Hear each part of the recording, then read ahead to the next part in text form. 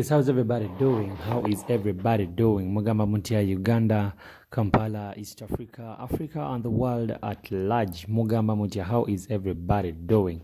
You're welcome to MMTV. Tubaniriza nnyo ku MMTV. Mwebale nnyo ku tuning in MMTV each and every single time. Bwe tujja live and direct. Mwebale nnyo kulaba MMTV. Bambita Morgan MC. Bambita Morgan MC. So following our Facebook, Twitter, ne ku Instagram. MMTV so subscribing awanenu mwebale nnyo ku subscribing gwatanaba ku subscribing nkujjukiza subscribing au subscribing otya okuona ku kigambo ekya radio ekiri awo then mumalo kikuona kuno okuona ne kwa kakade akali awo then tubera nga tu connecting up each and every single time. Amawuli agalero gennina ga mwana mulezi Edilisa Musuza Eddie Kenzo ali Ivory Coast a lockdown yamukwatira Ivory Coast. So Ivory Coast yeno ali mu lockdown je bamukwatira Ivory Coast.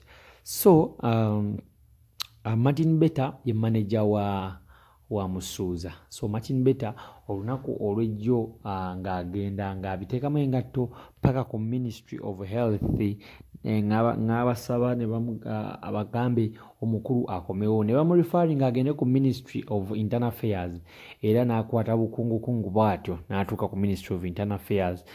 Tujjukira nti no Martin Beta ono yabiyogedde ebintu bingi n'agamba Eddie Kenzo omusajja Munnayuganda yali agenze kukiikirira Uganda wabweru wa Uganda awo bebendera ya Uganda. So abadde ng'ayagala kusaba government oba Internal Affairs esobole okukkiriza mwana mulezi Eddie Kenzo akomewo e Uganda asobole okubeera ng'atambuza emirimu gye kubanga Ivory Coast gyali akozesa essente nnyingi nnyo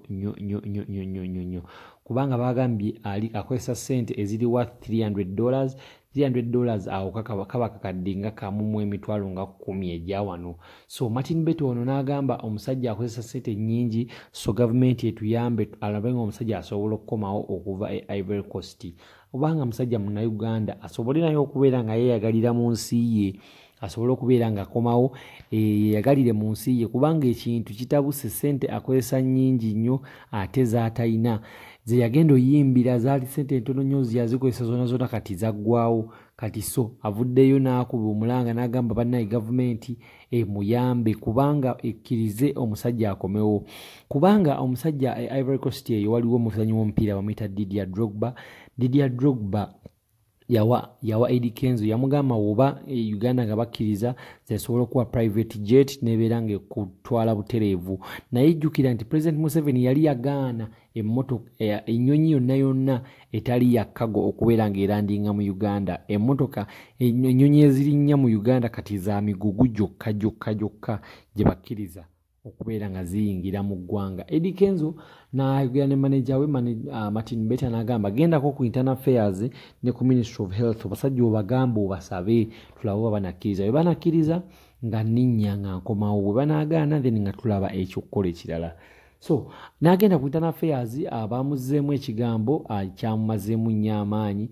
Martin Beta bamugambye tuggyeko ssebo olugezigezi tuggyeko akajanja tuggyeko n'akabubbu n'akababba kubanga Eddie Kenzo si ye musajja asoose okukolera Uganda ebyakabi basajja bangi bakoledde Uganda ebyakabi. So Eddie Kenzo tewali nsonga emujjayo oba tewali nsonga ali special nnyo waliyo n'Abannayuganda betulina abali China betulina abali Dubai baagala kukomaho bwe bamugambye mu Internal Affairs kati tetumanyi kye bazzaako tetumanyi kye bagenda kukola management ya Eddie Kenzo ne Edilisa Musuza tetumanyi kye babala essaawa zino zennyini naye kino kyonna kye babana bababala tugenda kuba tukitukutuusaako. So Edilisa byamugudde mu matu n'agamba ndi so disappointed ne government ya Uganda mumanyi era musajja wa kukaabira ku government where are you so commenting awo wansi n'otubuulira n'otugamba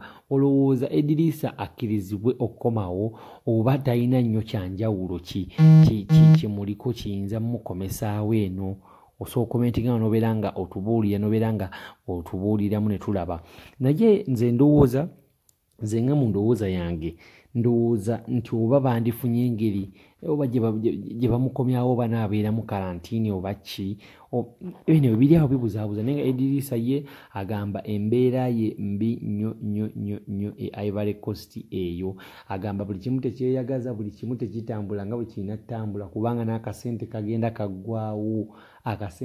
kaggwaawo era n'agamba bannayuganda mumuyambe mumusabireko asobole okuba ng'akomawo so osobola okomentika n'otugamba olowooza Edirisa Musuuza kino eno kigenda muyisa kitya olowooza bamukkiriza okukomawo oba talina nnyo njawulo na bannayuganda balala bali mu nsi ndala so commentinga awo n'otugamba naye nkujukiza bwebali nnyo okubeera nga weekumira ku MMTV subscribinga obeere ng'okoona ku notification button eyo okoonere ku kide ekyo ng'omaze subscribinga oleme ku missing out buli kaseera stories tuba tuleese every single time. This is MMTV. Webali nnyo kwekuumira ku MMTV. Webali nnyo kwekuumira ku MMTV. Obeera nga subscribing nga tubeere nga tu meeting up nga tunyumyamu ebintu ebyenjawulo. Webali nnyo kwekuumira ku MMTV. Bye bye.